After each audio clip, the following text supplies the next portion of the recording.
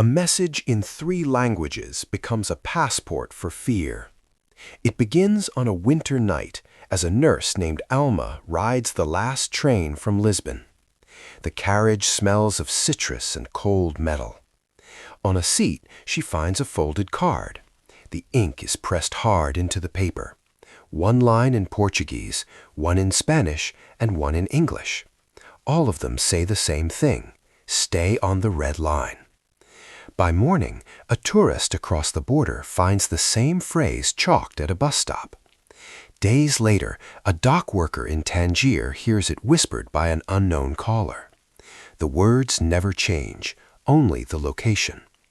This warning travels not through friendships, but through the anonymous arteries of public transit, and that is why it spreads so fast.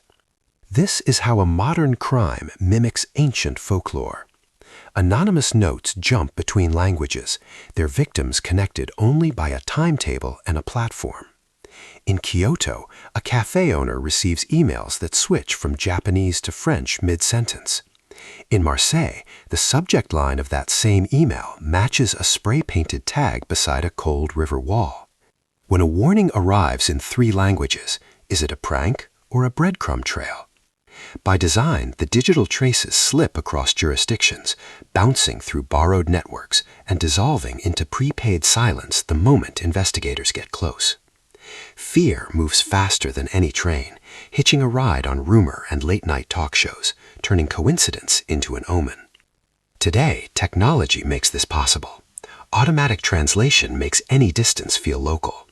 Encrypted apps allow a single voice to become a global chorus before dawn.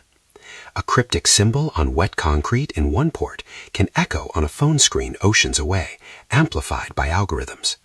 And this matters. It matters because these cases slip through the cracks between agencies, and in those gaps, harm multiplies. It matters because rumor always outruns the truth, and by the time truth arrives, it is often too late. We are left to pull at the threads connecting a night train, a dockside whisper, and a browser tab that refuses to close, following the pattern that will not stay put. Borders have never been more porous, especially when dread has a passport. Think of that cramped station office in Lisbon at dawn. Alma's report sits damp with coffee rings. A clerk struggles with the translation, phoning a counterpart in another country, another language. Fear thrives in these gaps. It feeds on jurisdictional blind spots, on stalled extradition requests, on the simple, frustrating barriers of language. Cooperation between national police and organizations like Interpol eventually comes, but it comes slowly, and every delay buys the rumor more miles.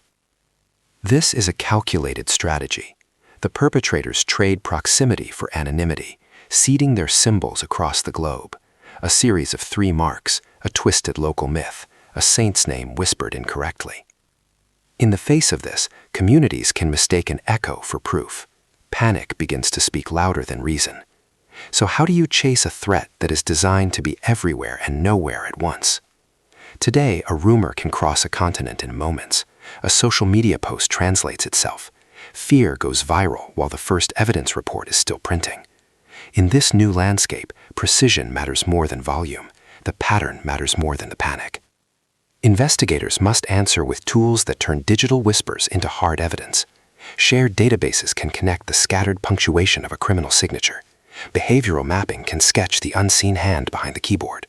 And careful, compassionate support for victims ensures that key memories are preserved. Piece by piece, a quiet detail from one country can match a travel record from another. Verifiable truth begins to replace the chilling uncertainty. But these patterns are designed to be elusive.